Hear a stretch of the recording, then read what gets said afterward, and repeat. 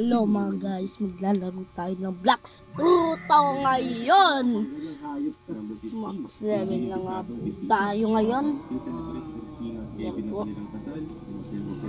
Papakita ko po sa inyo. Mahina lang ako guys.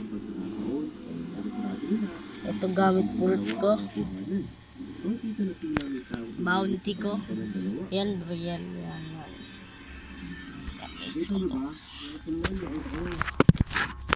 Black sa Pluto.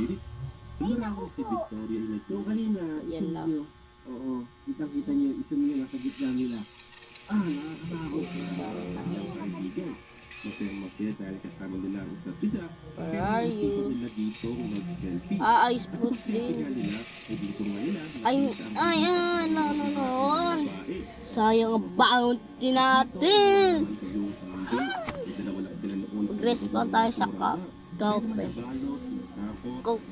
Kape. Respawn tayo sa kape. Ayan. Number 13, hunting. Isang gabi, yung isang hunter ay nag-set up ng top motion activated camera para makuha Yan, magkukuha tayo ng mga pera ngayon. At dito nga, sa pagkakataon na ito, ay nakita siyang hindi niya inaasahan. Walang makapagsabi kung anong klaseng nilalang ito, pero para sa mga nakakita, ay isa lang malinaw. Nakakatakot nga ito. Kaya naman, huwag kang magtatakang pumunta sa masupal na lugar nang nag-iisa ka lang. Pinasel, tao sa mga nakatalikod eh. Ayoko na nakaharap. Kung baka ayoko ng babae. Ito yung selfie sa kanyang kwarto. At pagkatapos ng mag-selfie, ay agaran itong pinadala sa kanyang kaibigan. At tignan niya ito at sinasati ng kanyang kaibigan. Natakot ito. At yung screenshot niya ay nakita niya. At muli niyang pinadala sa kanyang kaibigan.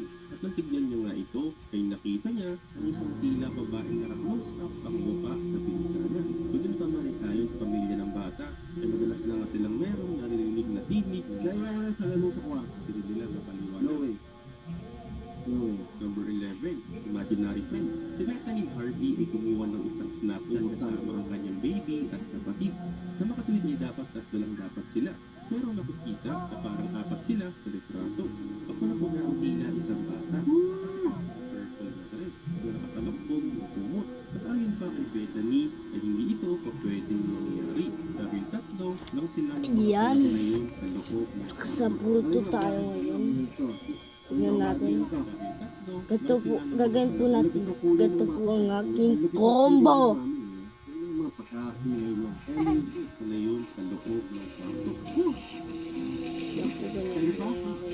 Bang! Kita nyo po yan. Yan, kita niyo po yan. Ako po pinakamalakas sa buong mundo sa Black sa Fruto. Yay! Dito mo makikita ang batang tila kinulong sa aparador ng mahabang panahon at ngayon lang nakalabas. At dahil dito, tinanong ang bata kung bakit siya umiiyak. Ayan po ulit, papatayin po natin ulit. Ayan, di po tayo nakahaki yun. Where are you? Ayun na naman, patay ka na naman.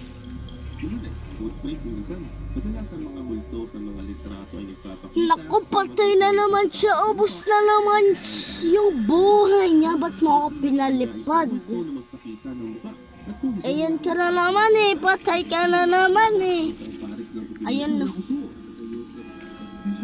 Ayan o, patay na siya. Easy naman yun. Guys, ang ganito na mag-subscribe na lang kayo. Pag mag-update na lang ko. Pagka part 2.